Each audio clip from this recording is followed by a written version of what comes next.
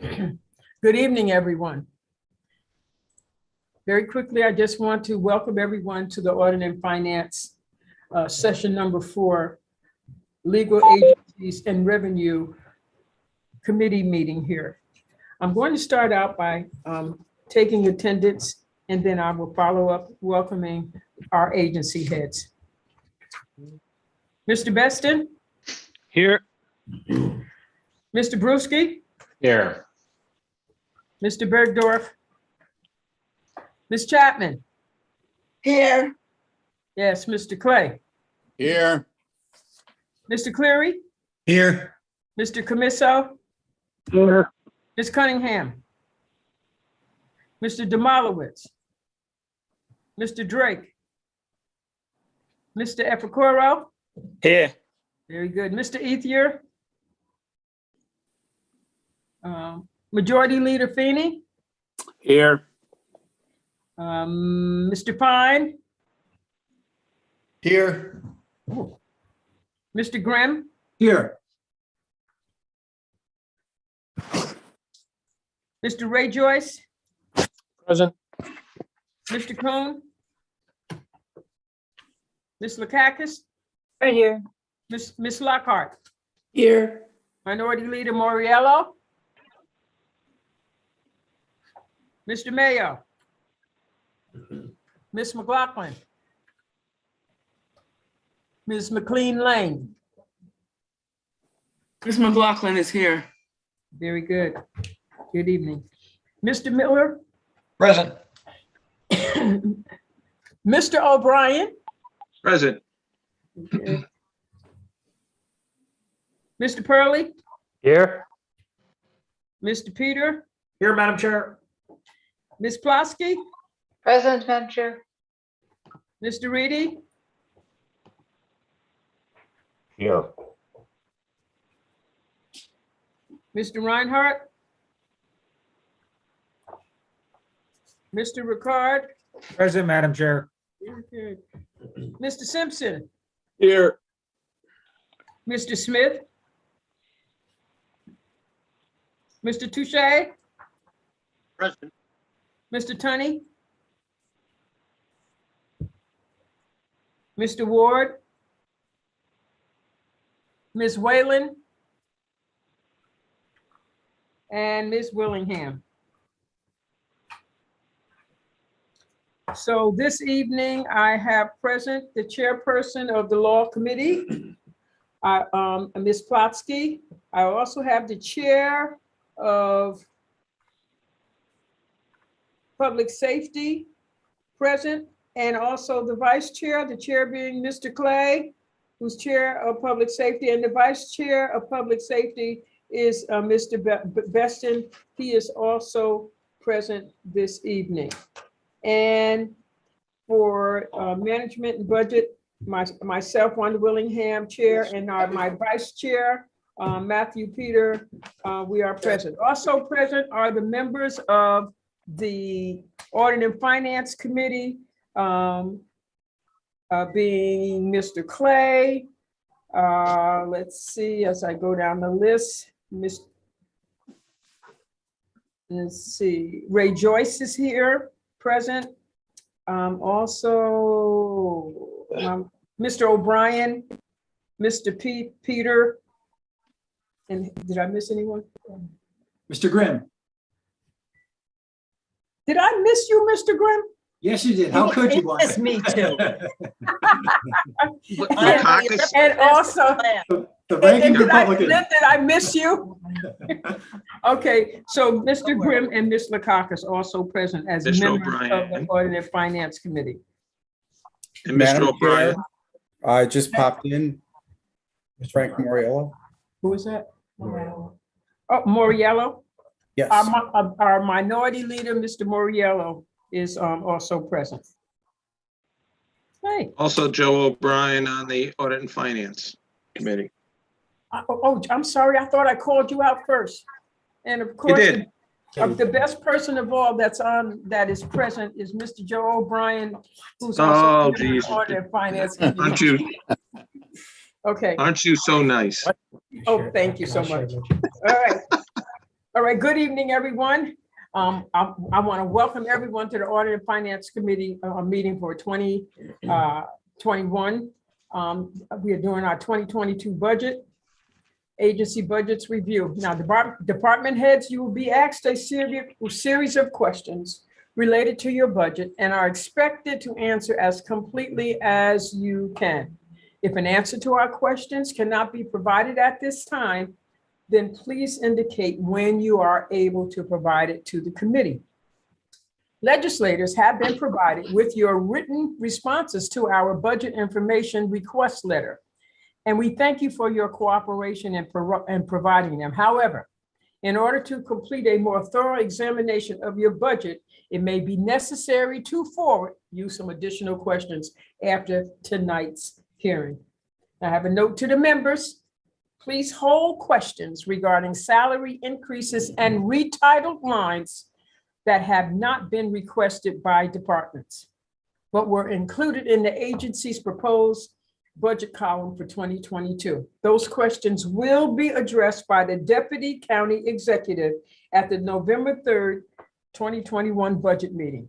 At that meeting, details will be provided about the comprehensive workforce development plan and related salary retitled line changes.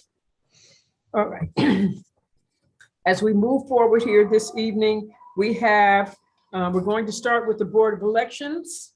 We'll then move to the County Attorney, the Probation Department, Public Defender's Office, the Alternate Public Defender's Office, Assigned Counsel, Immigration, and then we have our Management and Budget Finance. So we're going to start with the Board of Elections. And for those of you who have your budget books in front of you, the page numbers start on 218. So this evening we have for our presenters, is Commissioner Kathleen Donovan present? Yes, I am. And Commissioner Rachel Bleddy? Yes. Okay, so whoever has decided to present tonight, you two can, one of you can move forward right now. Thank you. The only thing I have to say really is there is a decrease in our budget for 2022 in the fees for services due to the extenuating circumstances in 2021 with the COVID pandemic. We had to provide services for cleaning and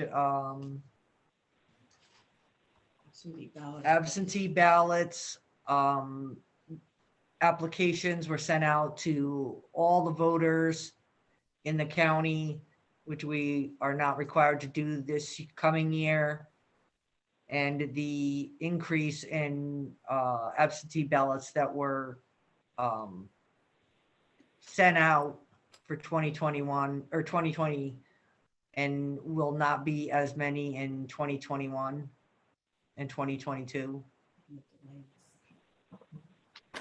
We also had a delay in the presidential election, as many of you can recall, which necessitated us to do additional mailings and notifications to voters. So as you can imagine, the decline in the mandates that were associated with COVID-related executive orders that were issued by the governor has naturally caused a decline in our budget from last year to this year. We did anticipate an increase in postage and advertising because we didn't know what would come with the second potential round of COVID.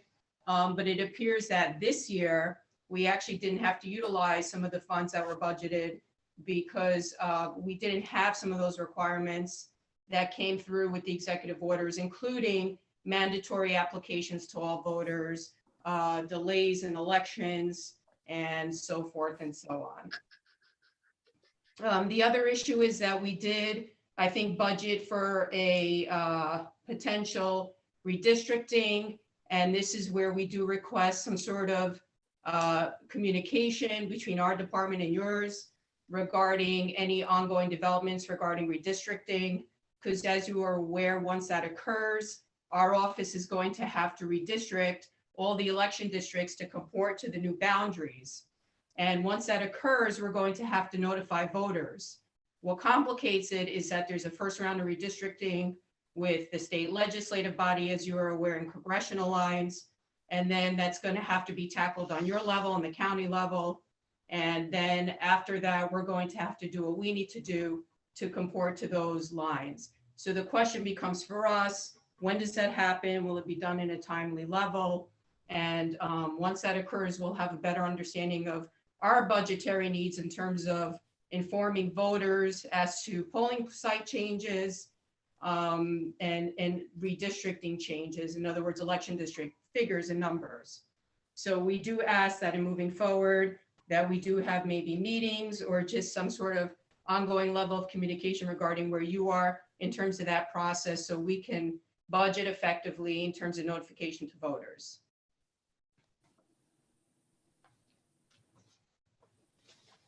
I think at this time, other than that, the majority of our lines have remained consistent and the same. Last year, we were fortunate to get a significant number of grants for reimbursement, as many of the departments did. We had a Have a Cares grant that was specifically associated with COVID-related items. And in total for 2020, we did manage to get reimbursed about approximately $845,000 plus in grant funding, which to help, as you were, offset any sort of increases in our budget. This coming year, we also have additional grants that are forthcoming. We have a cybersecurity grant, which we're currently working on to help create firewalls in our system and help secure the integrity of the election system. And in moving forward, we also have additional funding close to about $360,000, which will be utilized to help purchase ballot on-demand printing systems, which I know everyone loves, which are particularly useful during primaries because it helps sort of negate the necessity for human error in distributing ballot styles, which, as you know, there are a variety of them, to voters. So they're wonderful systems and they help create centralized voting locations. So we are looking forward to adding to our equipment and we can utilize a lot of the grant money to do so. And I believe that's it for now. Thank you very much, Ms. Donovan and Ms. Bleddy. Matt Peter. Thank you, Madam Chair.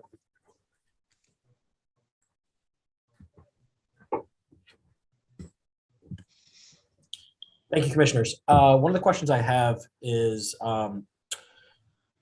in last 3 or 4 election cycles, there's been times when several of my districts, and I've heard this throughout the county, have run out of ballots. And I know a lot of the explanation had come that, you know, there was a average used to figure out how many ballots should be printed so as not to have wastage and waste money.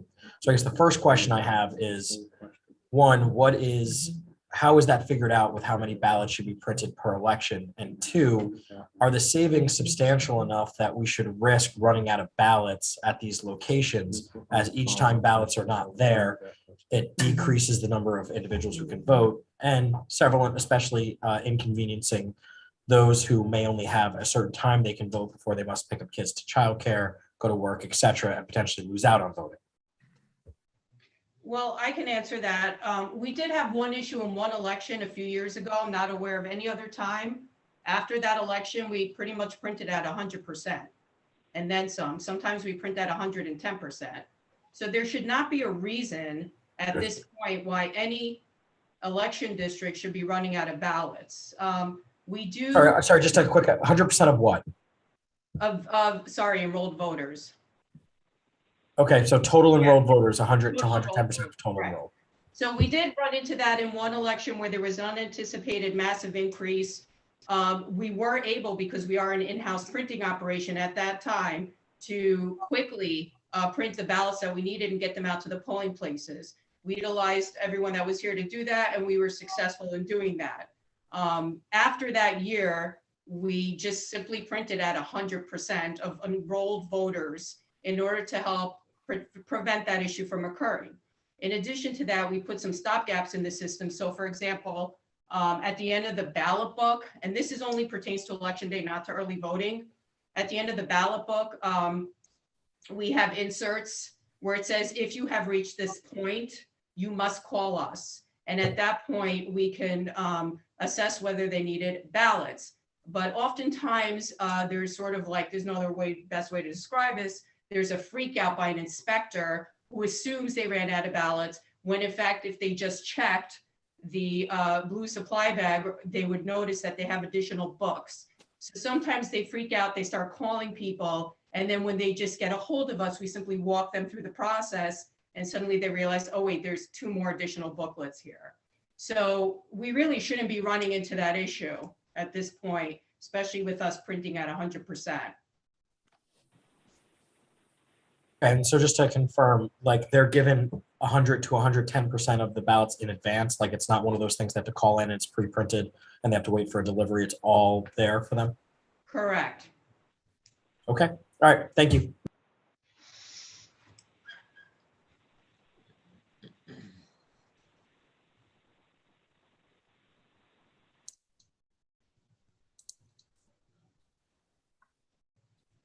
Thank you. Could you just very quickly, I know a lot of, many of us are now going to the, doing early voting, okay? And so, can you just go through the voting process? You know, hopefully it won't take you more than 3 minutes to do it. And when someone actually goes to the poll, what the expectation is when they walk in there. Sure. I mean, I think when a voter walks into a polling place, they should expect that they have a clear understanding of what they have to do, which is essentially to go to sign in.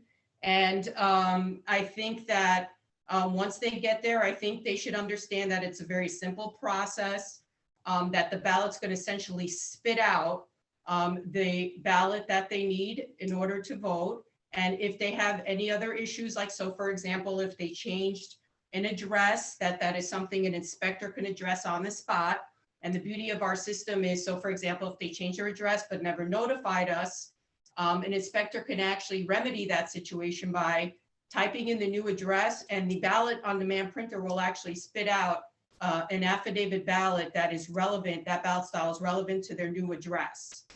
On election day, our system can also locate for them via map, which can be texted to them or emailed to them, what their new location has to be based on their new address. So kind of the beauty of the system is that it takes the guessing game out of a situation where there may have been one in the past without the electronic poll book system. But I think people should expect that they could just go and vote, and it will be relatively easy to do. And, you know, and that it's a sort of a pain-free experience. Unfortunately for us, in a presidential election year, potentially next year, because it's untested, we have longer lines. They're not the level of lines that you see in other states, which are 8 hours. At the heat of our moments, we had about a 2-hour line. And, you know, I think that's something that could be alleviated in the future by adding ballot on demand printer systems. And as you're aware, you know, the funding from the state really didn't get to us for that. They kind of just mandated it like they do for every other department in this county. And for the county itself, they say, do it, figure it out. We're not giving you the money to do it. But with some of these grants that we are receiving now, like the one we have this year, I think we can purchase additional equipment, add units, and potentially cut back on some of the lines. So, you know, necessity is the mother of invention. And, you know, it's sort of a learning process for us as well. In the past, we purchased equipment on the basis of vendor recommendations. But I think nationally, no one really saw the level of turnout prior to last year that we did see. So I think a lot of vendors are making adjustments based on that turnout. But even here internally, it's stuff that we can naturally assess, purchase additional equipment, add it to the polling places, and cut back on some of those lines. So I think voters should expect a relatively simple process with shorter wait times. Thank you so much. I see Mr. O'Brien has his hand up. Thank you, Madam Chair. I have just a few questions. One being early voting. How's it going this year? It's slow compared to last year. It's a cakewalk. Right now the turnout's at 1%. There are about 2,300 voters that have utilized early voting thus far. And so compared to last year, you know, there's a major downturn in turnout. When do you send out notifications for early voting? Well, we are required by law to send them out at certain times, which is, I think in April. Sorry, in April. They keep changing the times on us. So it would be in April, we're supposed to send out notifications, which we do. We're compliant with the state on that. You know, it may not be ideal simply because, you know, voters don't always want to keep their mail from April, right? Yeah, so exactly. You know, if providing additional notification is something that legislators would like us to do, we're open to it. But obviously, as you're aware, would require a countywide mailing. So that's additional increases in postage and mailing. And what would that cost? Sorry, go ahead. What would that cost? It depends on the size of the mailing and, you know, the universe. Our not-for-profit status is probably about 11 cents a piece for postage, and then whatever a printer, you know, would require us to pay for the actual print job. But so it is costly, but it's something we would be open to doing if the legislative body would like us to do it. But, you know, it's something next year we're probably going to have to do because of redistricting. Yeah. But we do try to do our due diligence to put out notifications on our website, on Facebook. As you know, we take out massive ads in the papers as well. So it appears that we're going to heading towards same-day registration. How is that going to be handled by you folks when it happens? well, it will be handled in accordance with state election law. So oftentimes they pass the legislation and they tell us what to do with it. The last time I read the proposal, it was essentially an affidavit ballot. So we would handle it in this. So unless that changes, we would essentially handle it the same way we handle every other affidavit ballot that we receive. We do a thorough review, a bipartisan review, and then we upload into our system and we count them. And the last question, about 18 months ago, the legislature had a committee to go and investigate some problems or issues with BOE. Some of which was a security enhancement, and other recommendations came out of that. How's that coming along? It's not. We have It's gotten not. nowhere with that. We've let people know what we think should be done down here, and they seem to agree, but then they don't do anything. The only thing they've done is paint the front of the building, which is not a security help. So they haven't implemented any of the recommendations of the committee that was appointed. They have not. Okay. Listen, there's a larger issue here with the market that's located in the center of the parking lot. So you have an issue of territory dispute essentially, right? Between, not a territory dispute, but it's a question of who controls what part of the property that people are hanging out on, whether it's the market or it's the county. So that's what really complicates the situation. You know, the parking lot is a mess. The other day we had an assault in it, constant panhandling. You have a homeless population that lives in the parking lot. You know, you have public displays of things that, you know, employees shouldn't be subjected to. There is an ongoing problem here, and, you know, we do need to find a long-term solution for it. Okay, thank you. Joe, are you okay? Oh, yes, thank you. Thank you, Madam Chair. I'm done. Thank you. Okay. Mr. Grimm? Thank you, Madam Chair. Yeah, I'd like to refer to your budget memo where you said, because there's two increases, a $10,000 increase and a $5,000 increase. You said they would be offset by temporary help line in overtime line. But aren't those recurring expenses? You will have those expenses again next year along with the increases in salary. So will that be covered on a year-to-year basis? The reduction in temporary help and overtime? I would assume so, and it's a valid question.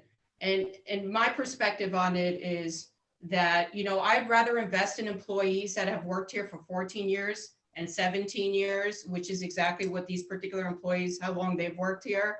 I'd rather invest in people like that who work here overtime. And by the way, so just so you know, a lot of our staff was here through as essential employees through the epidemic because of the constant changes in election law and the requirements, the mandates that were imposed on us by the governor. So we have a very, very dedicated workforce. It's not often you go somewhere and you find people who worked here for 14 years, 17 years, 11 years, so forth and so on. And so, I think we came to the determination that while the workload is increasing exponentially, the pay is not. But we would rather see any increases go to people who have been here and are dedicated to the cause rather than bringing in temporary help to do some of these jobs. So if we have employees who, by the way, some of these positions are not eligible for overtime, right? So if we have people who are willing to put in the extra hours, work here until 8, 10 o'clock at night, rather than bring in outside people to do things temporarily and invest in them, I would rather see that happen and be loyal to them like they are to us. See, are you saying the two, because there's two big recommendations here for big raises, 10,000 and 5,000. Are those positions non-overtime positions? The 10,000 are non-overtime, the 5,000 are overtime, but the 5,000 are in charge of absentee ballots. And as you are aware, the increasing mandates are being handed down from the state and the substantial increase in the amount of absentees that we're receiving puts an enormous level of workload on them that simply did not exist 4 or 5 years ago. Now, these are employees, one of them has been here for 14 years. I'd rather see her work late, have an extra $5,000 increase in pay, right? Just so you know, the 5,000 is for each Democrat and Republican, so it's not for one person. Right. So it's 5,000 for one, 5,000 the other, and then 10,000 for one, 10,000 for the other. So I'd rather see her, those two get increases in pay, handle our absentees, which by the way is a very tedious and very complicated process that involves a cure process now, among other mandates. And I'd rather see them get an increase in pay and be dedicated and be here till 10 o'clock at night to do it. But you said the second one does get overtime, so wouldn't they continue to get overtime? They continue to get overtime, but it doesn't address the fact that the level of workload has increased substantially in that particular time frame. So, hour to hour, they're doing double the amount of work for the same amount of pay. So even if they're working overtime, you're not really rewarding them for double the amount of work. Well, in each case, the county executive proposal adds more to what you guys determined was the correct increase. Do you know why that is? Was there a COLA increase on top of it? It may have been a COLA increase. Is that what it is? Is COLA on top Yeah, of what you I think it's a COLA increase that went across the board. Okay. All right. Thank you, Madam Chair. Thank you, Mr. Grimm. Mr. Ricard. Thank you, Madam Chair. Just to expand upon a little bit what my colleague, Mr. O'Brien, alluded to. I was one of the members with my colleagues on the Board of Elections Task Force. Commissioner Donovan, I couldn't hear exactly what you were saying, and I know you and Commissioner Belletti were aware that we had multiple items we came up with which needed to be looked at and improved upon at the Board of Elections. But I couldn't exactly hear what you were saying. You saw the suggestions and you passed it along, but who did you pass that along to in the administration? We had a meeting with Scott Allardyce. Okay. Who specifically requested a meeting to discuss this issue. I initially said I did not want to meet with him because I personally didn't, this is not to reflect what Kathy thought. This is me speaking personally. I initially did not want to speak to him unless specifically the meeting was going to address safety concern. I was not concerned about the aesthetics of the building. So he said, come on, meet with me, we'll discuss it. I said, fine. So I did actually meet with him along with Kathy where we expressed in that meeting some serious safety concerns and some ideas we thought would help to address those issues, but they were Can I- not can I- addressed. I'm sorry, I don't mean to interrupt you, but we do want to stay on task as far as budget matters are concerned tonight, because we have 8 different agencies that will be presenting in front of us. So, Mr. Ricard, is this something that could be answered offline? Well, it could be answered offline, but I do think this is a budget related matter because it concerns money. We do need to set aside money in last year's budget, if I'm not this year's budget, I should say, for that. So it is a budget related item. And I was just trying to clarify, because my colleague, Mr. O'Brien, did bring it up, that I wanted to see who Commissioner Donovan had spoken to, because I couldn't hear her on my end. So that's why was my major question. I couldn't hear who she spoke to. Has she clarified it for you? I didn't, Commissioner Belletti did, but Commissioner Donovan did not. Yes, we did. We both spoke with Scott Allardyce, who is the head of General Services I think he's the deputy. or Deputy of General Services. And he agreed with the things that we were bringing up, but obviously they didn't go anywhere. Okay. Okay, thank you, Madam Chair, and thank you, Commissioners. Thank you, Mr. Ricard. Thank you, Commissioners. Have all questions been asked tonight by the members? Thank you very much. Let's just follow up with one simple yes, no, that's all it is. And it wasn't clear to me. Is there any money in the budget to address the issues that have been raised by the leadership at the Board of Elections? Not in our budget.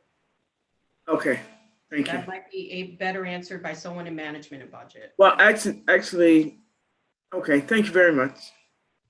Okay, thank you. Madam Chair, do you know if is there a yes or no answer to that? I think it has been answered. Did you, they said no, I believe. Is that what you said? Correct. Not that I'm aware of. I haven't seen it. Okay, all right. So the answer is no. And I do think that's something that, we probably need to look into to get clarification on exactly what was in those recommendations and requests. Okay? Are All you right. speaking in regard to the The committee, task force. task force? I thought that's what we were talking about. I was just asking was that what she was asking, the recommendation? Yes, Yeah, Madam Chair, that's what I was referring to. Okay, thank you. okay. All right, thank you. I want to, I just have one last question, and that has to do, let me see, we're on page 221. I see for postage, we have $750,000 budgeted. Are we likely to spend that amount this year? And that was for 2021. No, that was in anticipation of what we didn't know may come in relation to a second wave of COVID. So we budgeted just to be sure. Okay, But there's also going to be an increase in what I feel is going to be an increase in absentee ballot if we move to no excuse absentees. So, and if the legislature is going to ask us to pay for postage for those return envelopes, that we have to consider that as well. all right, thank you, thank you. Miss Lockhart? Thank you, Madam Chair. Just to clarify, Commissioners, I know you don't have anything in your budget for the security things that you spoke about, but did you request them to the county executive? Well, I think that there seems to be a discrepancy between what we have requested and what is being budgeted for. Okay. So it was our understanding that a task force was specifically formed by the legislative body to address concerns that were raised. There was a thorough interview process of employees and commissioners to get to what was a final report that was issued. Then I believe a press release was issued that essentially said that $100,000 was allocated towards dealing with this specific issue, and the report that was released by the task force. What occurred with the $100,000 is unknown to me and to Commissioner Donovan. Thank you, Commissioner. Okay, I see, Mr. Joyce has his hand up and also Mr. Epicoro. Mr. Joyce, Thank you, Madam Chair. I actually was trying to lower it, but since I've got the floor, I'll just ask, maybe, is that, so the security work at the Board of Elections, would that be, I don't know if that would be in the Board of Elections budget or General Services budget. I think that might be in another line, wouldn't it? I would think it would be in general services budget. I would think so too, not so much Board of Elections. So maybe we can follow up with General Services on that, Madam Chair. thank you very much. Mr. Epicoro, I think that actually answers my question. So I guess yep, that answers my question. all right, thank you very much. All right, I want to thank Ms. Bleddy and Ms. Donovan for coming before us this evening.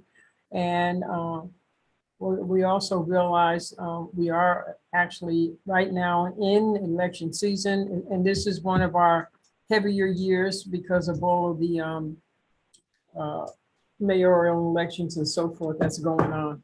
So we just want to thank your staff for all the hard work that they do, and we want them to realize that they are appreciated for all of the work that they do. Thank you very much. Thank you. All right, you're very welcome. So I bid you a good evening right now. You too.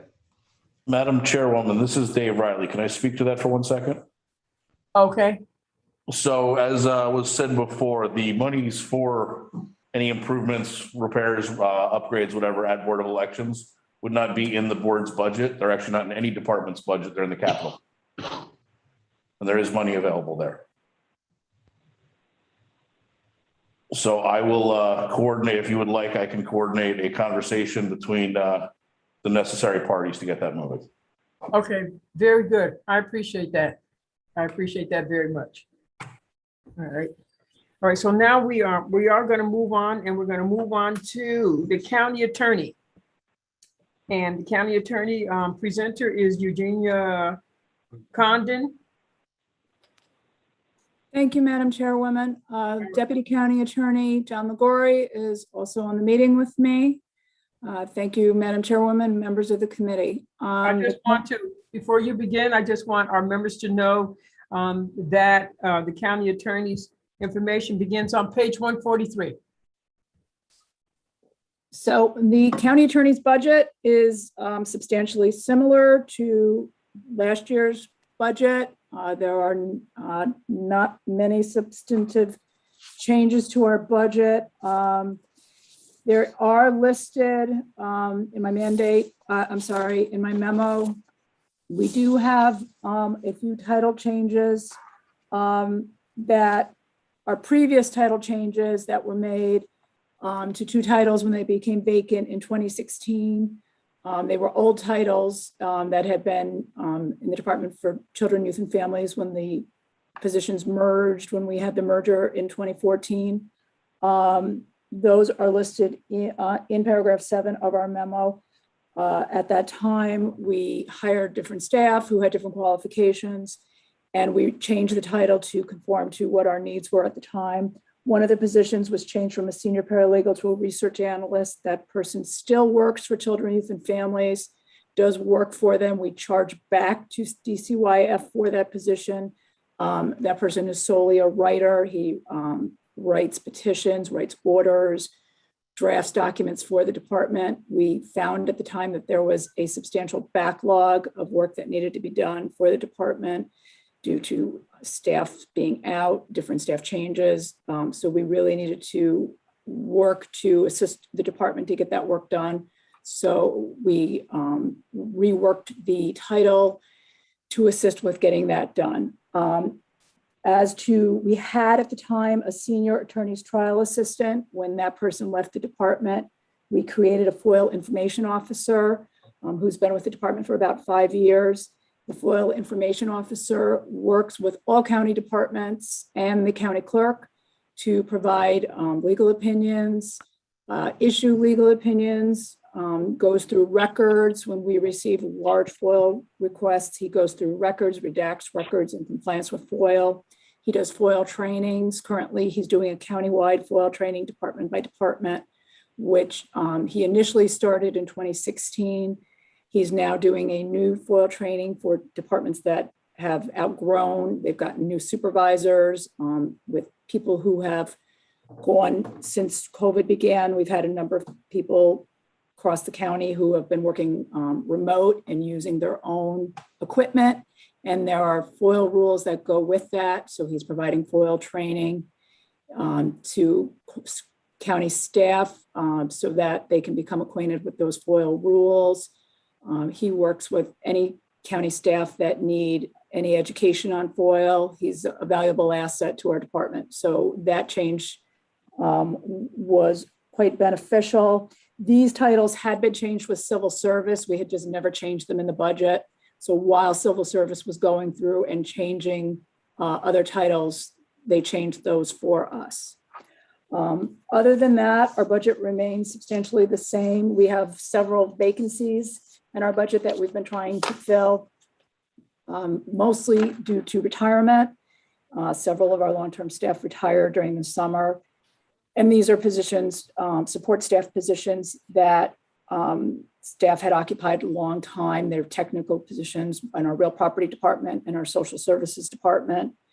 Lists are broken. We're working with civil service to post the positions. We're working with affirmative action to try to hire staff that are qualified, that will want to be hired and want to stay. You know, there's a substantial amount of training involved with any of these positions in any of these departments, that, especially in our social services or our real property departments, because of the finite work that's involved.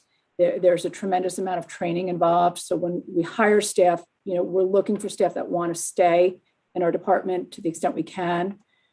So we're hoping we can hire staff soon.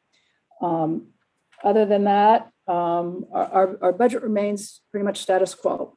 We're overall happy with our budget. We, for longtime county employees, we would like to thank the county executive for his recommendations to and putting money into the budget for longevity for employees.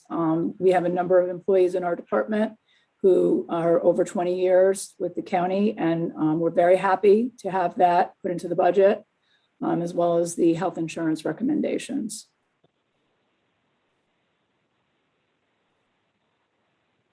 Thank you very much for your presentation. Do I have, okay, Mr. Graham, I see your hand up. Yes, thank you, Madam Chair. So you're creating a new FOIL position for your department only?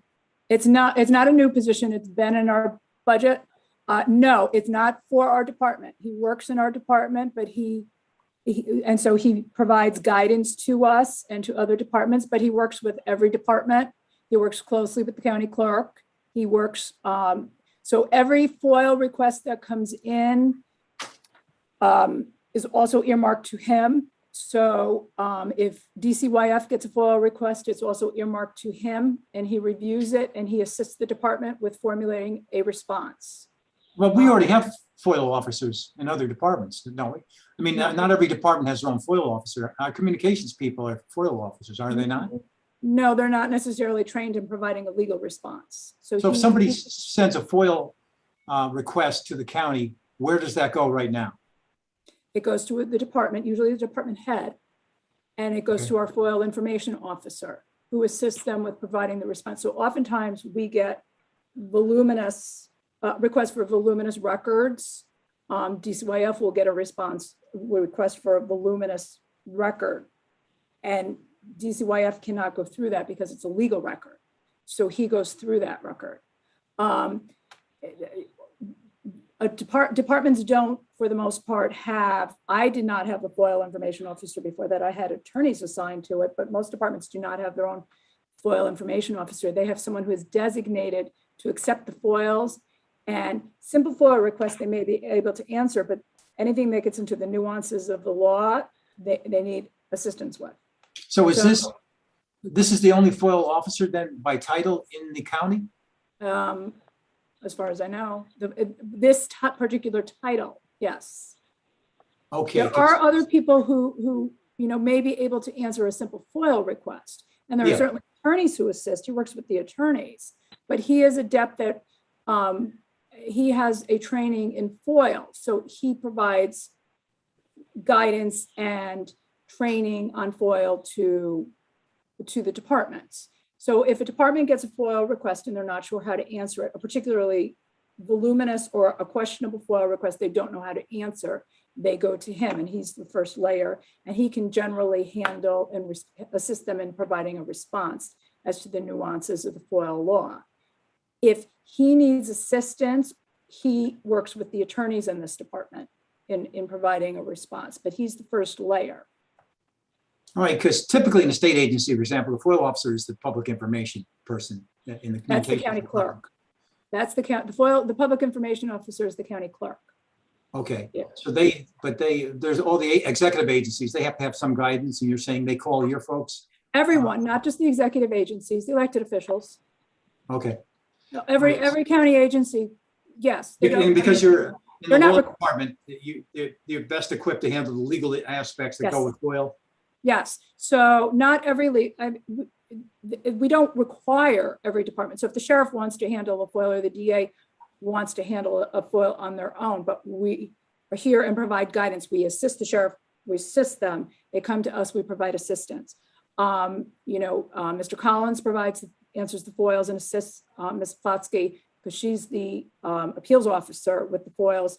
But oftentimes, if there's we may assist because we are the first layer here. So we may work with Mr. Collins when, on a FOIL, if the legislature gets a FOIL. All right, so is there any recommendation? In other words, I think people, if they ask for information, you should give it to them, without going through all the FOIL process. Oh, there may be confidential. Unless there's a legal issue. Yes, absolutely. So sometimes FOIL files are foiled, and they be medical records. Yeah, And if it's a yeah. person's medical record, it can't be, within that, there may be something that could be released. So it has to be examined and determined what can be released and what can't be released. Yeah, there's specific exemptions for FOIL. Otherwise, it's a public document and everyone owns it. And I've been dealing with FOIL for 40 years. So I can appreciate it. Okay, thanks. Thanks for the clarification. Thank you, Okay, Madam Chair. Thank you so much. Are there any other questions? If not, I just want to thank Ms. Condon for her presentation this evening. And also, again, we appreciate all the hard work that has been done by you and your staff. Thank you. All right. Thanks. All right, we will now move on to the probation department, and which is found on page 171 in your budget books. And our presenter for this evening, it will be Mr. Connor. Are you here? I'm present. Can you hear me? Yes, I'm going to ask in your presentation, I'd like to ask you to cover a couple of things in your presentation if you can, okay? One is your spending patterns over the last 5 years suggest that you typically don't spend more than $60,000 in fees for services, but you're budgeted for $110,000 for 2022, okay? And so I'm just wondering, could you just comment on that and your expectation to spend $110,000? My second thing I'd like you to also cover in your presentation, can you please discuss the $250,000 in the special programs line and what it's for, how you came up with that amount, and is it grant funded or is it county share? And the third thing I would like for you to discuss is the raise the age grant revenues line, which is budgeted at a flat $1.5 million for 2022. And how's the revenue been trending? Are we receiving the entire amount from year to year? Certainly. Okay, All right. Good evening, Madam Chair and legislators. thank you. Mhm. The mission of the probation department is constant and not wavering. We serve all courts in Albany County by conducting pre-sentence and predispositional investigations, provide intake, diversion programs, and supervise all adult and juvenile offenders. Recent legislation has designated the probation department as a lead agency for bail reform. Legislation under raise the age has also increased juvenile delinquency to 16 and 17 years old and has created a new youth court. The probation department is also the designated agency for the collection and disbursement of court-ordered restitution. All effort is not only to hold offenders accountable to graduated sanctions, but also to provide meaningful skill-building programs, helping all served become law-abiding, responsible, productive members of the community. Mr. Connor, Yes, slow down a little bit. sorry. Many probation clients struggle with substance abuse, homelessness, mental illness, and unemployment. We have been fully open during the pandemic, safely meeting with clients in the office and visiting with them in the community. The executive budget allows probation staff to continue providing excellent service to the courts and clients of Albany County. Please let me know what questions you have, and I'll start with these questions, Chairwoman. So our fees for services was increased, and that was largely based upon the unfunded mandate of providing GPS for bail release clients. So I think last year it was increased additional $90,000 to cover GPS. So any court in Albany County can release an offender to what's under bail release, simultaneously order GPS be adhered to him for 60 days or certainly lengthier periods of time under certain conditions.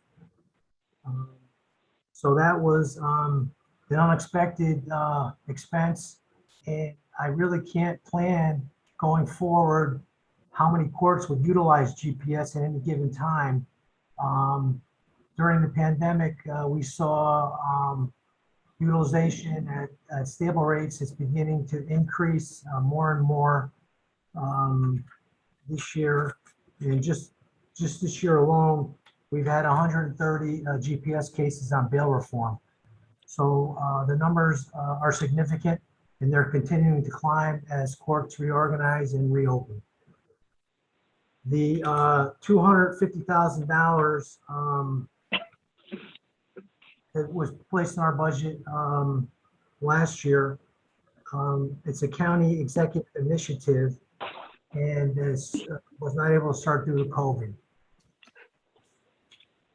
And what was the third question, Chairwoman? Raise the age grant revenue? Could you give me the third question again? I think you answered it. It was about the $1.5 million. Okay, yeah, so that's our raise the age revenue from grants. But our grants with the state are not timely. We're in a period right now when the grant is not executed. Generally, the state is behind on all their grants. We saw that from the pandemic, and it continues through. We are owed monies with prior vouchers for Raise the Age. And I hope to execute the current Raise the Age grant before the end of the year. It's been submitted, it's under review by the state. They don't give us the opportunity to submit these till the grant actually starts, and we're well into the grant.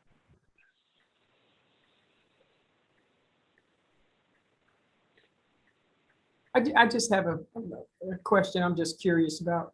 Oh, I'm sorry, Mr. Grimm, I didn't see your hand up. No, you go ahead, Madam Chair, that's fine. You said that there's 130, I guess you would call bracelets on? Is that what it is? Yes, that's through the first 3 quarters of this year. We've had 130 offenders from courts in Albany County where the judge ordered GPS monitoring. And so what's the average time they have to? So initially it's for 60 days, and then the court may extend it. Okay, can you tell me who mans, keeps track of all of this? We do. We run a passive GPS system. Some of the offenders have rules attached to their GPS, and others have no rules. They have, some have rules and some don't. Okay. Yes. Okay, I'll leave that question alone. That's just curiosity right now. So I'll move on to Mr. Grimm, okay? All right, thank you, Madam Chair. Yeah, this GPS, are we talking about ankle bracelets that you track, or is that what you're talking about? Yes, global positioning units. And how Does this cost a lot more staff to monitor all this stuff? You say they have different rules for each case? So And depending on, then what happens? The GPS goes off and you have to figure out what the rules are for each one? we run a passive system.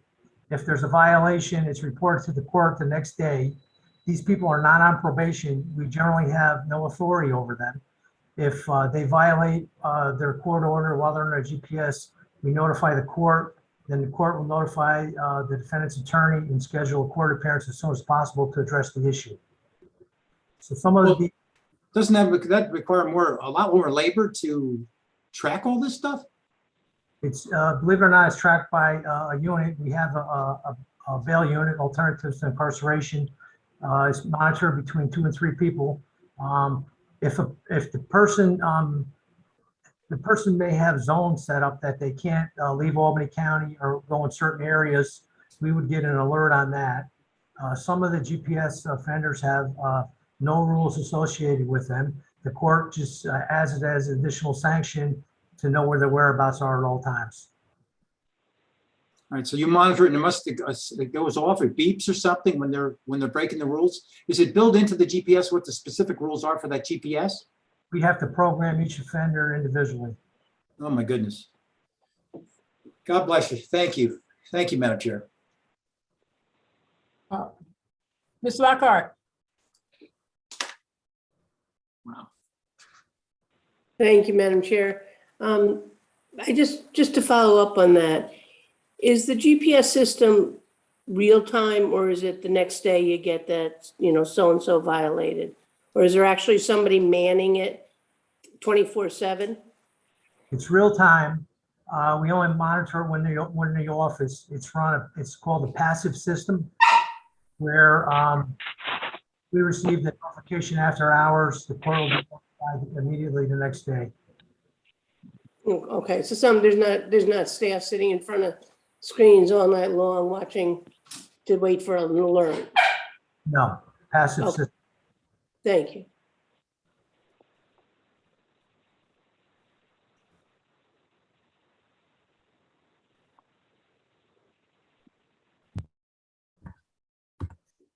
All right, are there any other questions for the commissioner?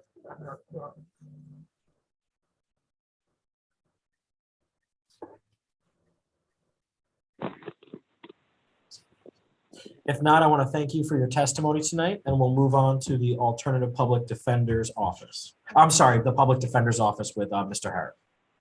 And for our members, those pages are going to start at 185 to 190.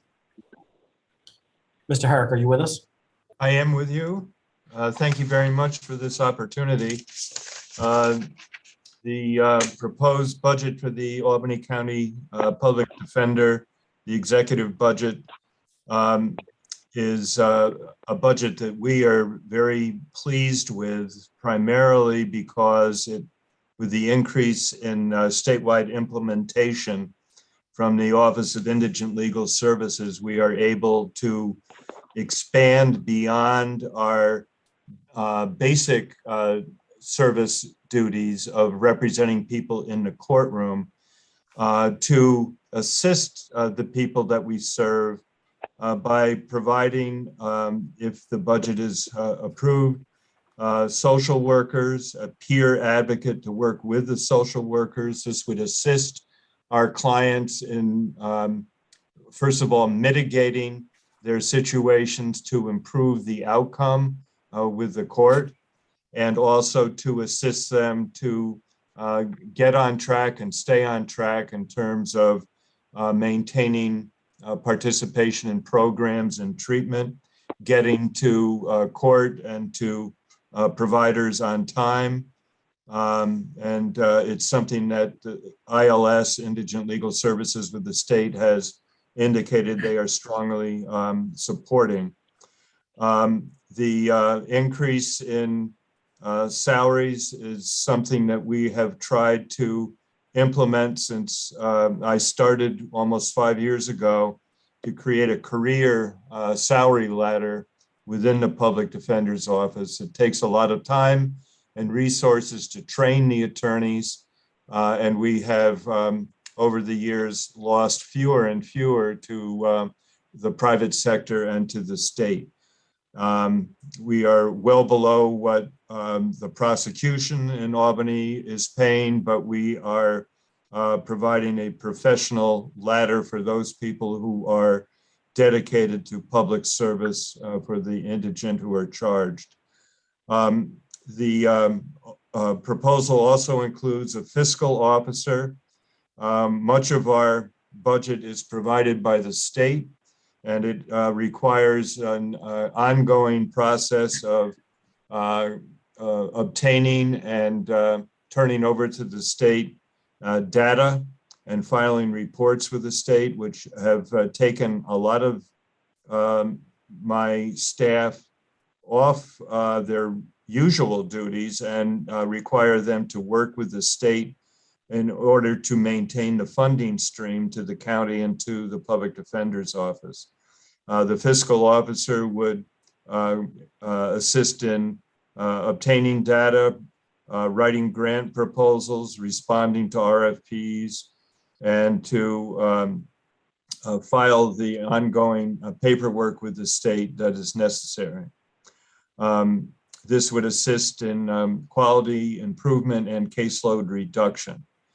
Also, with the discovery reform, we have requested an IT tech who would work with the attorneys to receive and disseminate discovery materials. We are working with the New York State Defenders Association to implement a cloud where we would store the incredible amount of discovery that we receive and the discovery that we have to generate ourselves to respond to the district attorney's office and the attorney general. And the IT tech would allow the attorneys more time in their representation and less time spent managing, at least at the initial stage, the discovery that we receive. They will work with the paralegals that we have and the attorneys to go through the data or the discovery as we receive it and to make it available in a manner to the attorneys so that the attorneys can review it more efficiently and distribute it as they are required to do. The increase in our budget this year is covered by the increase in statewide implementation from Indigent Legal Services. And I think it meets not only the county's fiscal needs, but the needs of the clients that we serve and the public here in Albany County. And I'd be glad to entertain any questions. Certainly. Thank you, Judge Herrick. I believe I have Mr. Cleary. Your hand is raised. Go ahead. Yes, I just want to say thank you to Judge Herrick for all he's done. And I very much support his proposed budget. And thank you again, Judge Herrick. Great seeing you. Nice seeing you, Mr. Cleary. Thank you very much. Are there any other questions from members? I see Mr. Grimm, your hand is raised. Please go ahead, sir. Yeah, thank you, Vice Chair Peter. I noticed your personnel services, you've increased from 77 to 84 employees. Is that partially or in large part funded by the state, or can you give me some clarity on that? Well, we have lots of vacant positions, Mr. Grimm, but most of these increases are covered by ILS. My response to the county legislature indicates the number of positions that are state funded. Most of the vacancies are county funded. I can't give, as I'm sitting here right now, I can't give you a specific breakdown. I can go through that and get it to you by the end of the week if you would like that. Yeah, I'd be curious as to what the relative breakdown is to be helpful. All right. Thank you, Judge Herrick. Yes, sir. Thank you, Mr. Peter. Thank you, Mr. Grimm. Are there any other members who have questions for Judge Herrick? Seeing no members with any questions, I would like to thank you, Judge Herrick, for your coming before us today. And I want to thank you for all the hard work you did during COVID and what you continue to do this year. Thank you, sir. Thank you very much.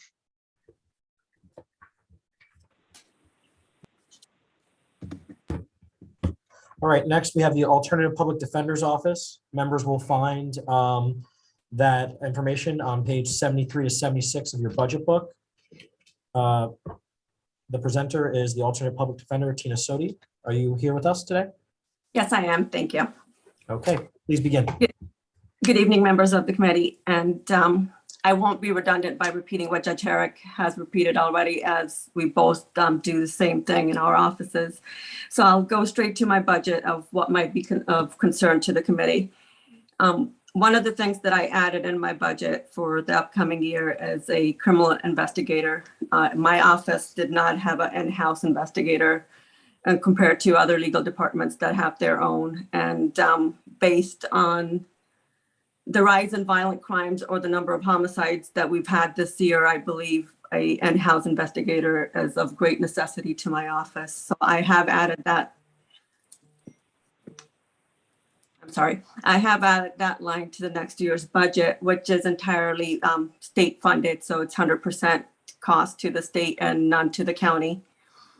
The other things that slightly changed in my budget is just the reclassification of titles, such as the supervising administrator has been reclassified as a confidential secretary, merely based on the fact it matches with what the county civil service titles are, as there is no actual civil title for supervising administrator. That line is entirely state funded as well. One of the other lines that I had asked for an increase for was an attorney line to be increased to 88,000 approximately. That line previously was at a lower salary, and last year it was occupied by an inexperienced attorney that did not work out so well for my office. And based on the nature of the cases that my office deals with, which is significantly felony cases and more violent, serious felony cases, I'm in need of an experienced felony attorney who has trial experience. And obviously, as everyone's aware, a new attorney recently graduated from law school does not have that felony trial experience, and it would be not doing justice to my clients if I cannot provide them with an experienced attorney. So that is the rise in salary for that. With respect to my contractual expenses, which are primarily, most of it is covered by my state funding, I just asked that some of the titles for the contractual expenses be reclassified to be consistent with what my statewide funding titles are for indigent legal services. So it's easier for me to do reimbursements if those titles match with what my statewide funding titles are. Apart from that, there is no other significant change in my budget in comparison to last year. So I welcome any questions that the committee might have.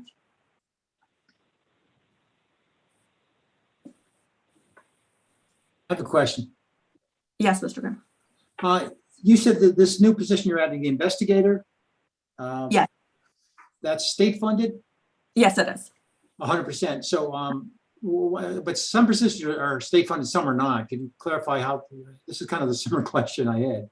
It's if you picked another position, it might not be state funded. So this is under correct. the rules of state funded.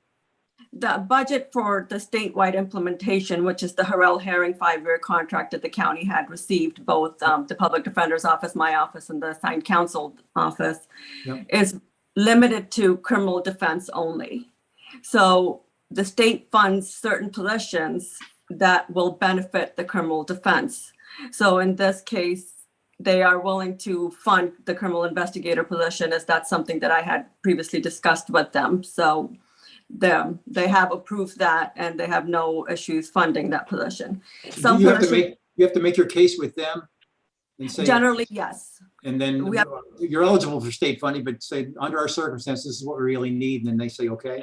Correct. We have state funding, but we're limited to how we spend that state funding as well. And the contracts generally get approved year to year with the state as to how we're utilizing the funds that they are providing.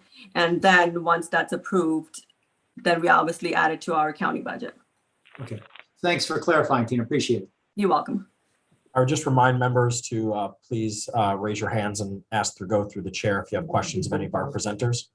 With that, question from myself and the chairwoman. Can you discuss on the new line, page 75, specialized services and legal reference and what those are going to be utilized for? So those were the titles that I mentioned that I had reclassified some titles. So legal references previously was under my books, transcripts, and subscriptions.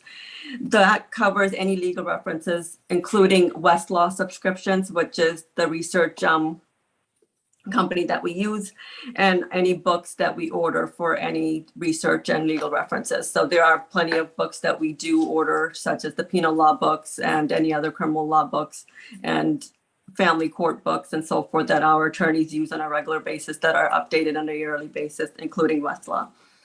The specialized services is used for experts and any interpreters, any other experts for any trials, any transcriptions, any transcripts that we pay for, which was previously under transcription services. I reclassified that to specialized services because that matches my statewide funding title. Okay, are there any other questions from the members?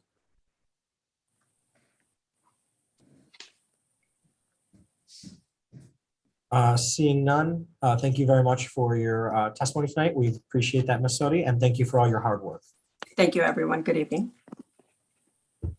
All right, we'll now be moving on to assigned counsel 18B Public Defense with Tom Du Bois. Are you with us today, sir? I am, sir. All right.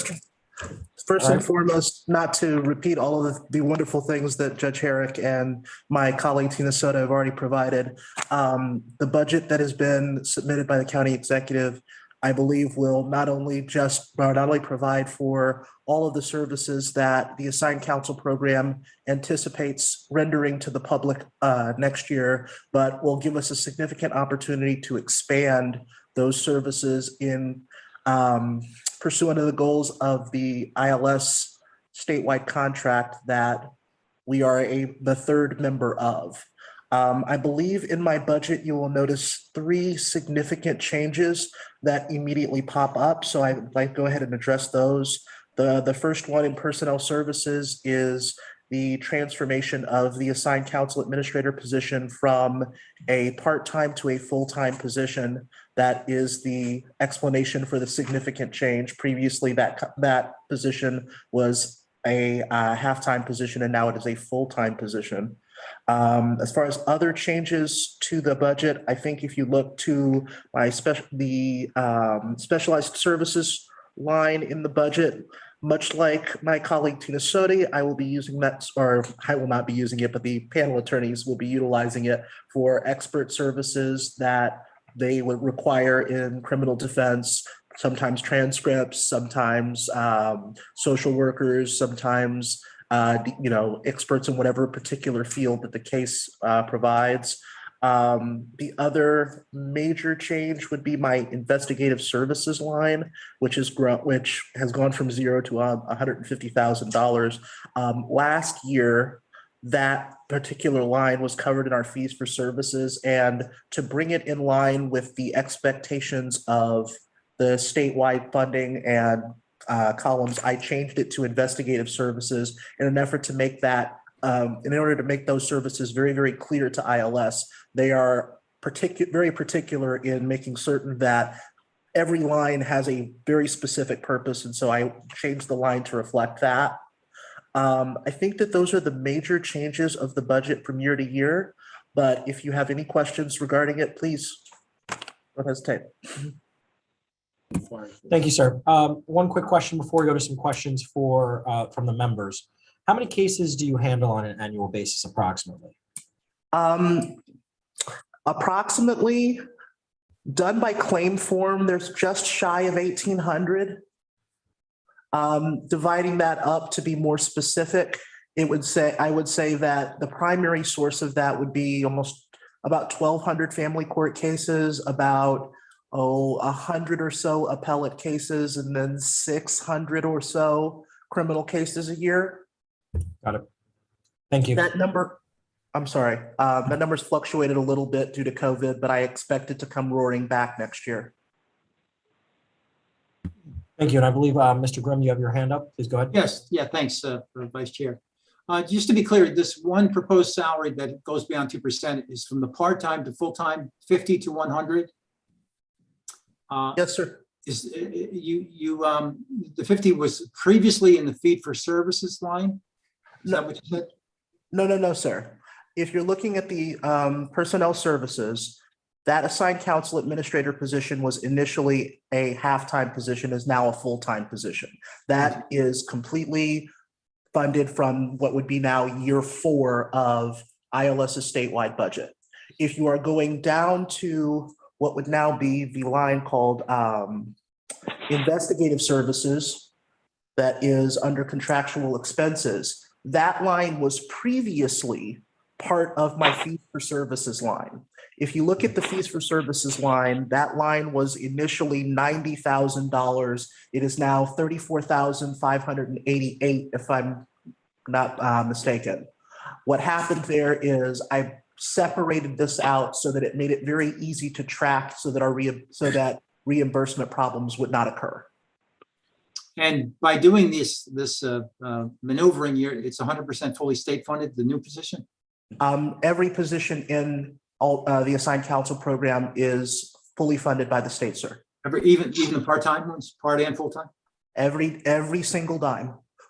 Every single dime for personnel is 100% county funded. County funded or state? Excuse me, state funded. My apologies. All right, okay. Yeah, well, we got right to the end of it there and then you threw me off there. Okay. All right, thanks. I appreciate it very much. Thank you, Vice Chair Peter. Okay, do we have any other question from the members? All right, well, thank you very much, and we appreciate you coming to talk to us tonight. Thank you very much for your time. I appreciate it. All right. Next up, we have the Office of Immigration Assistance. That's to be found in the budget book, page 140 to 142. Evelyn Kinna is presenting tonight. Are you with us? I'm here. Hi, how you doing tonight? I'm good. Good evening, everyone, members of the committee, Vice Chair. My name is Evelyn Kinna, and I'm the Director of the Office of Immigration Services. And I thank you for the opportunity to be here this evening. My office is charged with ensuring that attorneys in 14 counties within my region who are assigned to represent non-citizen clients in criminal court proceedings will have access to training, legal advice, and support in compliance with the requirements established in the Supreme Court case Padilla v. Kentucky. We also provide the same support and assistance to counsel representing non-citizen parents or other adults in family court proceedings because they also require the same competent advice on immigration issues that impact them.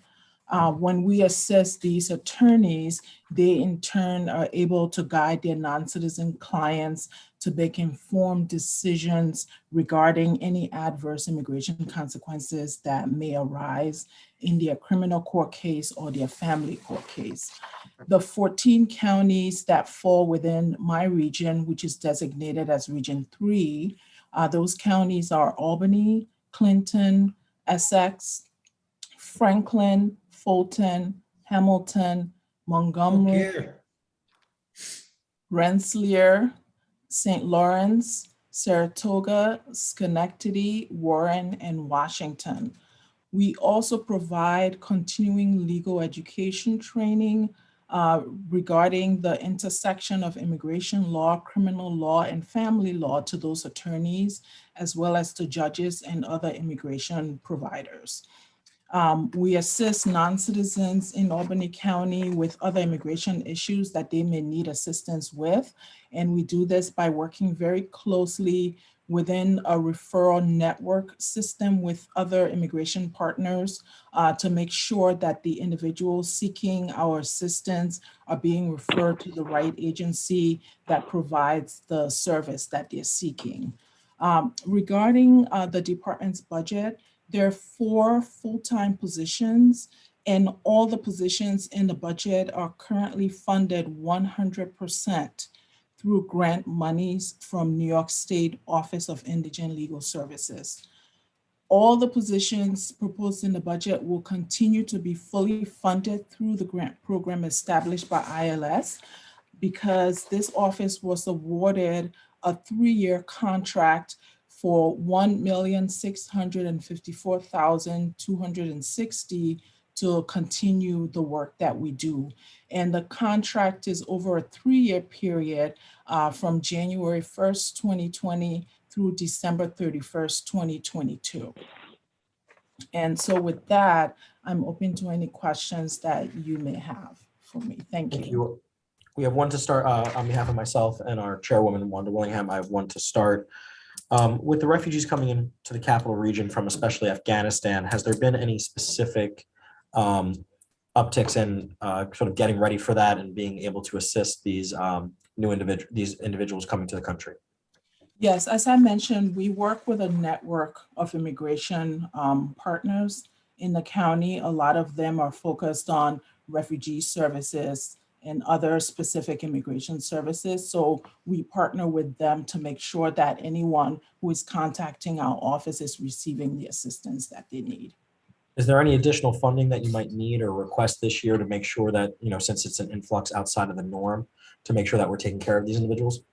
It's certainly something we can discuss with the county executive's office. Okay. With that said, let's start it off with you, Mr. Grimm. Yeah, thanks very much. Obviously, the more training you do, there are fewer lawyers need the training. So I'm wondering, is it the expectation that you would be spending less money on training, given that when you started out, they hardly knew they didn't know much at all about this. So I guess as you progress, it seems to me that there'd be less need for training. Is that accurate? Well, we have to continue training because there are changes in the law. There are new court cases that, change the way the law is applied to the work that we do. There's also legislation that's passed that also impacts the work that we do. So we always have to be communicating these changes that are constantly occurring and also that we're advocating for, so that the attorneys are not operating on old versions of whatever their understanding of the case law is, but they're staying on top of the advances in the law and the changes that are occurring. So, trainings are ongoing. You have an ongoing relationship with the attorneys then? I'm sorry? You have an ongoing relationship with the attorneys then? It has to be ongoing. Is this similar to CLE, continued legal ed? Is what you do similar to that? Yeah, we provide CLE trainings. There's CLE trainings, they receive CLE credits for it. Okay. All right, thank you very much. Thank you. Any other questions from any of the members? Seeing none, thank you very much, Ms. Kinna. Thank you for all your hard work. Thank you. Right. We will move right into management and budget. That's page 148 to 159 in your booklet. And we will welcome up the one and only Mr. Dave Riley. Thank you, sir, for that introduction. I'm going to go off the assumption that we're going to handle this like we have the last couple of years. We're all kind of do a departmental overview, and then we will go into the revenue report after that with my presentation. Is that correct? Very good, Mr. Riley. Thank you very much, ma'am. So to answer the standard introductory questions that you've been asking all the departments, I personally believe that this is a very good budget and one that I'm very proud to have been able to put together with the county executive and the rest of his team. Both the budget for the Department of Management and Budget, as well as the county as a whole. I believe the budget provides everything necessary to continue to provide needed county services while also being fiscally prudent and fair to the taxpayers of the county. As you all should know, encompassed in the Department of Management and Budget are the divisions of Finance, Information Services, Real Property, as well as the 18B assigned counsel program. Finance is then further broken down into Treasury, Collections, and Tax Enforcement. You've already spoken directly with our Chief Information Officer, Perry Blanchard, as well as the Supervising Attorney, Tom DeBose, a couple of minutes ago next to me. We also have Director McGuire from our Real Property online as well tonight if there are any direct questions for his department or division. In terms of salaries directly in management and budget that are greater than 2%. In terms of details, I'd like to defer to the county, our Deputy County Executive on the specifics there when he discusses the comprehensive workforce development plan. I would like to add, though, that one of those positions is for a long-serving member of the department, and it's a reflection of increased duties and responsibilities she's overtaken over the past 2 years. Additionally, the data analytics coordinator position in management and budget has been added via resolution 376 of 2021. So while it appears to be a new position in the budget, it was recently authorized and created by the legislative body. If there are no questions at this point, I can start the revenue report, and I'll have to do a share screen to throw up my PowerPoint. Is that ready to go now? Dave, you should be all ready. Okay, Mr. Grimm, are you going to wait until after the presentation? If you'd like, yeah, that's fine. Okay, all right. Either way, okay. Continue on, Mr. Riley. Thank you, ma'am. All right, did that pop up for everybody? I got it. Yes, You it can did. see- Yes, thank you. Okay. So the first 2 pages of this handout are a summary of revenues comparing year-over-year numbers. Normally, we'd be able to do more of a straight analysis, year-over-year changes, but with the impact of COVID-19 on our 2020 realized revenues, as well as our 2021 budget and actual revenues, we must look at longer timelines, especially in this reference. For 2022, we're proposing a $615,536,349 in revenues, as well as $99,752,250 as our tax levy, for a total of approximately $715.28 million, which works out to a 5.68% increase to the revenue, a 2.28% increase to the tax levy, which comes out to a total percentage growth of 5.19%. Let's see here. There we go. Page 2 here shows the annualized change over each of the previous 6 years, whereby you can see the steady growth year over year until 2021, where you see the reduction we were just speaking to, and then 2022 making up for that reduction. All right, let's go. Here on page 3, you've seen this graphic before. This is the full calculation of the full tax levy as it is laid out by the state comptroller. As you're well aware, it's not just a simple 2% tax cap, as everyone says. There are many factors that can set that limit either above or below that percentage, which we're going to go into right now. The next screen, I have that formula kind of laid out in Excel so you can just follow it through here. So this year we're working with a tax-based growth factor of 0.89% and an allowable levy growth factor of 2%, which sets our total levy limit before adjustments at $101,536,523. Since we have no adjustments for exclusions, that is also our final limit, which is greater than the proposed levy of $99,752,250. Let's see here. Here on page 5, this shows the difference between the tax cap and the proposed levy equal to $1,784,000, and then shows the calculation of our tax rate based upon that levy, as well as the previous 8 years. Our equalized assessed value of real property is $43.1 billion, with exemptions totaling approximately $14.2 billion. That leaves us with a taxable equalized value of $28.8 billion.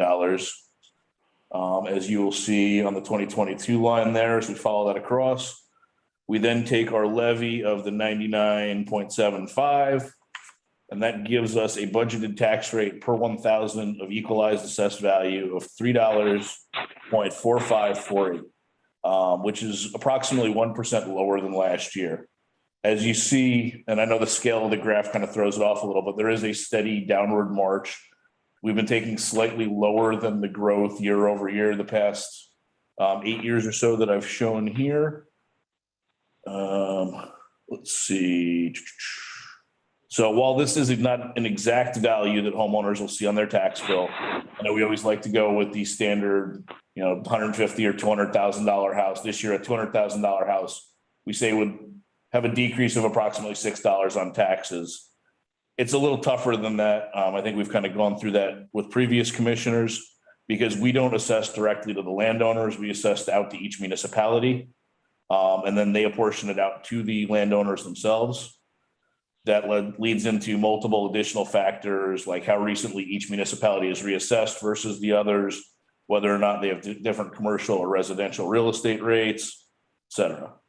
So to put this into perspective, to know where we stand in the grand scheme of things, Albany County has the 9th lowest effective tax rate in New York State, some counties being as high as triple our rate. This is the 4th consecutive year with a decrease to the rate, and it is the 9th under the cap. Let's see here. This starts getting, the next few pages are all devoted to sales tax. Commissioner Thalen had kind of compressed it a little. This spreads it out a little so you can read it a little more. We'll show the graphs coming up in a second. So sales tax works out to a little over 41% of our revenue. For 2022, we're budgeting $295 million, which breaks out to $177 million for the county, as well as $118 million being distributed out to the municipalities. This is an 8.36% increase over the 2021 budget and is in line with current year actual projections. I do have to urge caution here, though. While the second and third quarters of 2021 have been the two best that Albany County has ever received, as written up in the national financial press, as well as anecdotally things we're seeing locally. This is more due to pent-up demand due to COVID-19 and the restrictions being relaxed. We're all in the same boat here. People wanted to go on vacations. They held off. They weren't going out to restaurants. People are spending more money, and a good portion of the populace with the stimulus checks has that money in their pocket to spend at this point. So while I think we're getting back to normal, again, I'd like to kind of urge some caution. I think the levels we're at right now, it will recede from there. I think we will go back to normal growth rate. And I believe that while the $295 million is a conservative estimate, I think it is a very safe estimate for us that we should have no trouble hitting unless the economy gets shut down or something else that's kind of unexpected at this point. All right, so this takes that same data, kind of shows it graphically, so you can see the longer term trends a little easier. And then page 8 is just a different way of visualizing this data. This specifically goes into year over year growth by quarter, specifically showing the first quarter of 2022 was down 3.3% versus 2021, while the second quarter was up an astonishing 48.7%, which makes sense when you realize the level of lockdown we were under at that point in the previous year.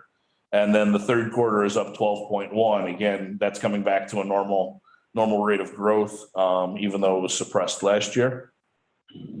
So just some additional things here. So we're currently at about 5.2% unemployment nationally. Prior to the pandemic, national unemployment was at 3.5%. So again, we still have some ways to go back. Let's see. The 3.5 is viewed by most economists as a natural level of unemployment, meaning that's kind of where we'll sit, all else held equal. So to put it into perspective, 1 year ago, it was at 7.9%, and that was down from a high of 14.7% in April of 2020. It's expected that the Federal Reserve will begin tapering asset purchases in December of 2021 and will look to raise rates twice in each of 2022 and 2023.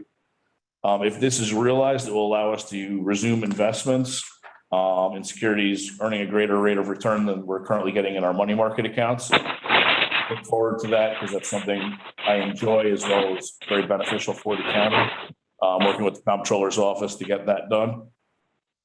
All right, this slide here on page 9 breaks down our revenue summary by fund and category.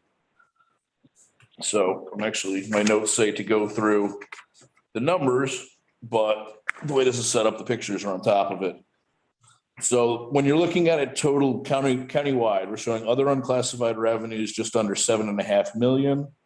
Local tax items is our biggest piece. That's 378.5 million. Department of miscellaneous income of a little over 52 million. State aid of 100 million, and federal aid of just shy of $76.5 million. Total revenue countywide of the 615, 536, 349 that I referenced before. See. So as we go into, actually, hold on, let's go. All right, you'll see that the budget shows 6.677 million in unclassified revenues for the V fund. These are two new reserve accounts that are being proposed to be created in this budget to reduce future year obligations in both capital expenditures and retiree pension payments. One of those reserves will be 3 million, the other 3.677 million. These funds are a portion of what Comptroller Rizzo was able to free up as a result of her review of projects that were bonded under her predecessor and not properly closed out when those projects were finished.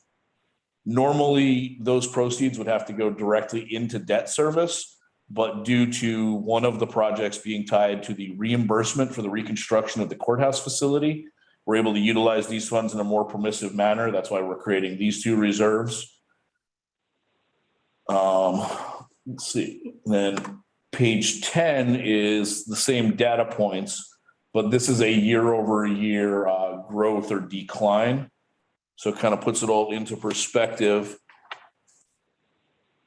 You can see the increase of the local tax items, the increase in the state aid for a total increase year over year versus our budget last year of a little over $32.4 million. Let's see, a couple other data points I know you're going to be interested in. We've budgeted hotel occupancy tax at 5.8 million. That'll give us a share of 1.9 million to be used against debt service. Normally this number is closer to 8 million, but the hospitality industry is still struggling. It's probably one of the worst hit industries still at this point. Hopefully they come back from the economic shutdown sooner than later, but I think this is a very fair number to keep budgeted for there. One that surprised me a little with its growth over the last couple of years, the medical marijuana line. It has far exceeded its budget for this year, both for the state and for Albany County. We're currently budgeting that for $950,000 for 2022 based on current numbers in 2021. Let's see, mortgage and recording fees are budgeted at $5 million. The increase of home sales that we were seeing in the capital region, it still seems to be above normal pace, but it is not at the rate it was at last year where people were, you know, kind of bidding over on every house. The market seems to have at least calmed down a certain amount. We've forecasted casino revenues at $1.7 million. That is the same that we budgeted last year. We were a little overly optimistic last year, not realizing how long it was going to take traffic to come back to the casinos. But based on current foot traffic, it looks like that will be attainable for this year for the casino up in Schenectady that we get a share of. And then our final slide here goes into the revenue we receive as part of the Tobacco Master Settlement Agreement. This is booked as revenue in the Department of Social Services to help offset a piece of our MMIS or our Medicaid expenses. For 2022, we're budgeting $4.32 million. This is a slight reduction versus the 4.5 million we received in 2021, but it's in line with longer term trending as well as national sources that kind of provide these forecasts to us. The budget contains significant increases to our public defender's office as well as alternate public defender, as you guys heard this evening. These increases are all funded by New York State Indigent Legal Services, as they stated, to the tune of approximately 1.5 million across the departments. This budget proposes the use of $750,000 out of the sewer district reserves and no general fund reserves this year. That is specifically a request from Angelo at the district to use the 750. The fund balance, as you guys are aware, is a snapshot in time as of December 31st each year. The fund balance, the most recent one we have is as of the close of 2020, which was $45.85 million. That's in the front of the budget book. And then on one final point, a major part of the 2021 budget was the early separation payout, in which 72 employees separated service from the county, leading to the reduction of over 90 personnel lines. Under the county executive departments, all but 6 of these lines are still out of the budget, or in a few cases have been swapped for another similar position to be defunded. So there will still accrete savings there. If you need me to go back on any of these, I know that was a lot of numbers I just threw at you guys. And I've also sent this presentation over to staff so they can share it electronically as well. Before I open this up for questions, I just want all of our members to know that all of the reports that Dave just went through will be made available to you very shortly. The other thing I would like Mr. Wiley to do is I want you to go back over those numbers as far as the buyout. I heard you say 72 and then I heard you say 90 lines and. Yep. So originally, so last year, there were 72 employees who separated service. I believe it was 91 personnel lines. I may be off on that 1 or 2, but it was in the low 90s in terms of total lines, because for some positions, we swapped out 2 smaller lines to equal the size of the larger line. And then the final piece I gave you on that was under the county executives departments, all but 6 of these lines are still out of the budget. So those are the ones in our control.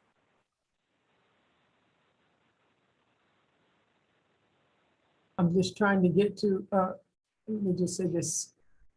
Pat, I don't know who's sharing the screen right now, but I can't. Oh, I'm sorry. Let me turn that off. I apologize. I'm Do you not want used us to go to a different screen or to close it? I want to be able to see the members to see who has. Okay. hands up. Is that better, Madam Chairwoman? Yes, yes, sir. Okay. So I do know that Mr. Peter has a question, so I'll go to him and then I see your hand up, Mr. Grimm. All Okay. right? Yep. All right, thank you.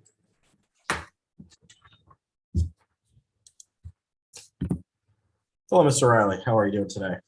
I'm doing pretty good, Mr. Peter. How about yourself? Budget hearings are the best, so I'm having a good day. Nice. So when we talked about the unrestricted reserve fund, I know we specifically talked about the last time we looked at it was probably 2020, right? Like when we had hard numbers.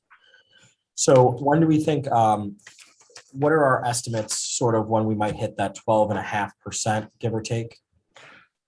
So doing exact estimates on it is a little bit tough. As you know, you and I have talked before, it is a snapshot at a single point in the year when the comptroller closes the books, does the annual update to the state comptroller. So as I said a minute ago, the fund balance at the close of 2020 was $45.85 million roughly. In this year's closing, you're going to see a sizable increase because of a lot of the stimulus money that came and backfilled expenses that had previously been taken out of this fund. I can't predict exactly because there's 10,000 moving lines in the budget. My guess, if I had to put a date on it, would be that we will be below that threshold still. We'll be getting close to it when they do the snapshot as of the end of 2021. We may go over it at that point. If I had to pick a specific time, I would say, the following year when we close there, we will definitely be over the 12.5% threshold. Can I make a as I've request? also said, sorry. Just a request, if we can have the snapshot, and I know we'll get it as far as after the comptroller closes the books on 2021. Can I also recommend that we have a snapshot or be sent a snapshot, especially to potentially our budget staff as well at the close of Q1? So at the end of March, if we can get an approximate snapshot, I'm not going to hold you to it, but to potentially see how the end of 2021 is starting to act within 2022. And if we're starting to see economies coming back to normal. As that is a large piece of work for the comptroller's office to close the books. I don't know if I can promise quarterly updates or not. The accountants are housed in her office, and I know it's a large amount of work, but we will work towards something. So we kind of have some estimates going there. Yeah, I just, I understand that, once we hit that 12 and a half additional steps are, and if someone from your office, the comptroller's office, could pick a snapshot date during each fiscal year to actually look at it to see when we hit that point. That way we can be consistent from year to year and you're comfortable with your snapshot. Okay, yeah, we'll work on that. Fair enough. Thank you, Mr. Riley. Thank you.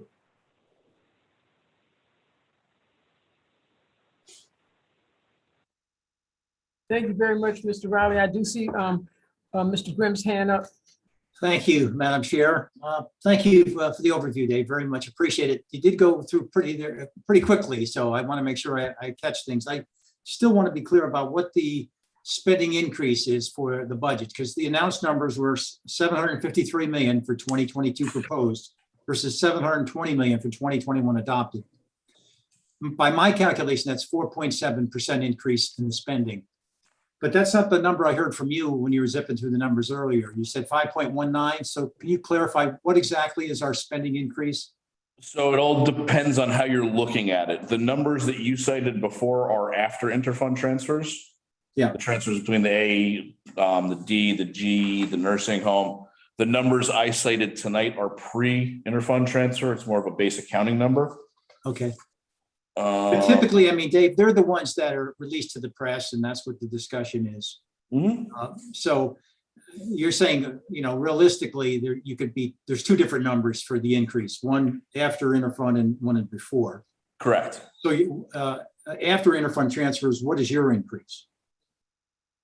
I don't have that directly in front of me. Can I email that to you? Well, what was the 5.19%? I made a note. That is before the 5.19 is before interfund transfers. Okay, yes, that's right. Yeah, because my number is 4.7. That's what I'm working from. That's the difference. Yeah, no, I remember it was 4 point something. I just don't have it in front of me. And I can break in the email, I can break out the different determinants of that. Yeah, of the roughly $33 million increase in spending, what are the big chunks of that 33 million? Where's that increase coming from?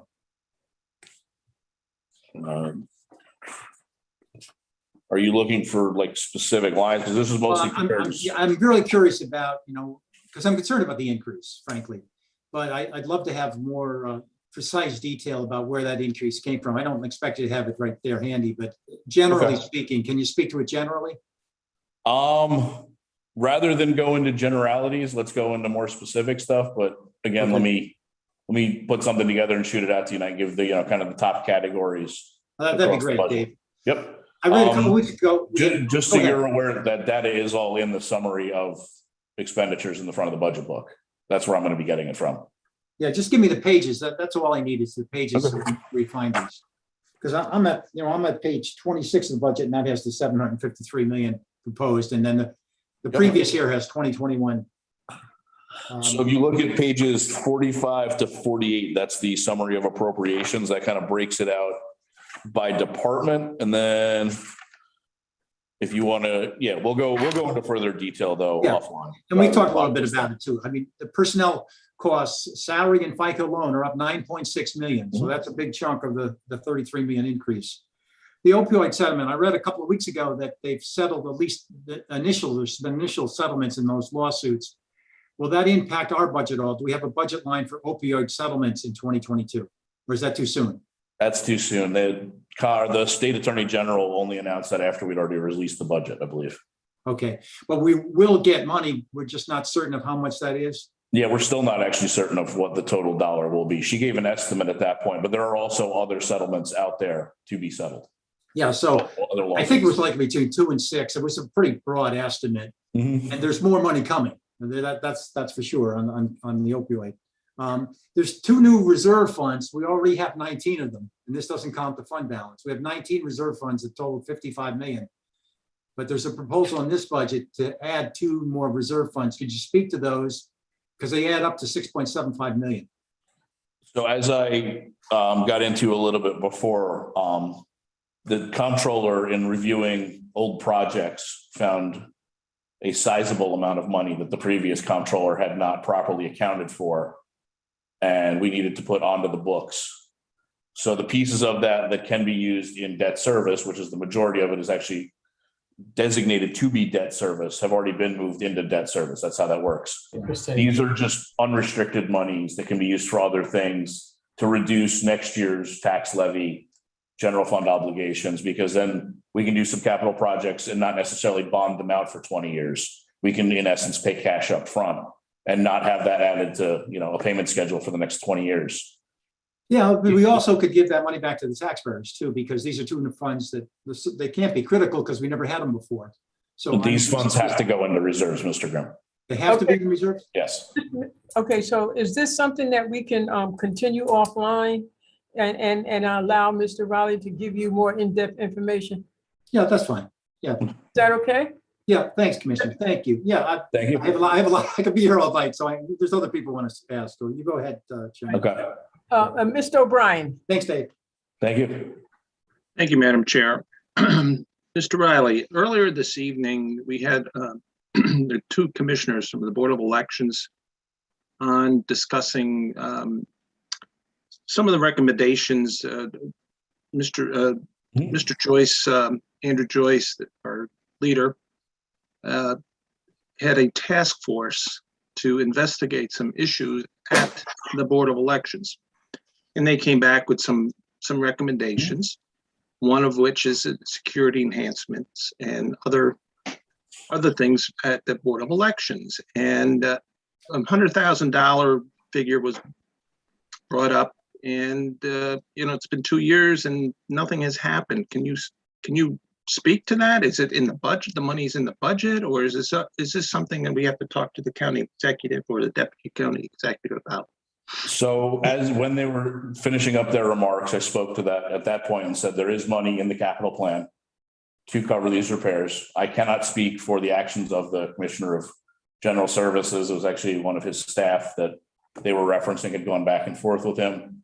But as I said at that point, I will make a call to the commissioner and we'll get everybody on the same page here so we can start moving forward on that. Okay, great. Thanks. Thank you. Thank you very much, Mr. O'Brien. Mr. Fine? Thank you, Madam Chairwoman.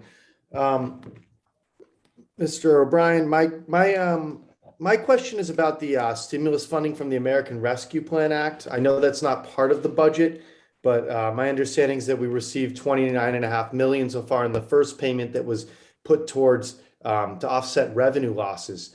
Could you provide us with some information, maybe a document that shows exactly where that money was applied? I can. I had previously done I don't remember if it was a committee meeting or just a general meeting, like one of these with the legislators, where I broke that out. I can do that again though. Thank you. Yep. Can I just send that over to staff as a written thing, or would you prefer kind of go through it face to face? For me, a written thing is okay. That could be sent around to everyone. I just want to make sure you get what you want. Thank you. I just want to inform the members that they should find the Department of Management and Budget's PowerPoint presentation in their email tonight. So if you have any questions, just reach out, or you should have it already. Are there any other questions? Excuse me. We have any other questions from any of the members?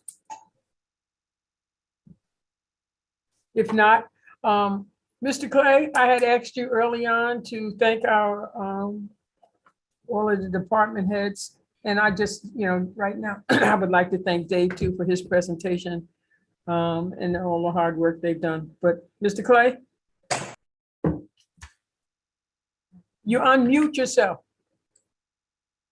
There you go. Thank you. Thank you. Thank you, Madam Chair. It's been an education listening to Mr. Riley. He does a fantastic job with this budget. Mr. Riley, I congratulate you. But I'd like to thank on behalf of the full county legislature, all of the members and the commissioners and the agency heads and et cetera that presented tonight. Thank you. Thank you for your dedication to service, and thank you for knowing fully well that you went through like all of us, a great deal this past year. And you kept us together, if you will, as part of county government. You're part of county government, and we thank you for that. So while most of the people that presented, I'm sure, has gone home, Mr. Riley, I would appreciate if you convey to them all that presented tonight our thanks. Will do, Mr. Clay. Thank you. Yes, thank you so much. Thank you, Madam Chair.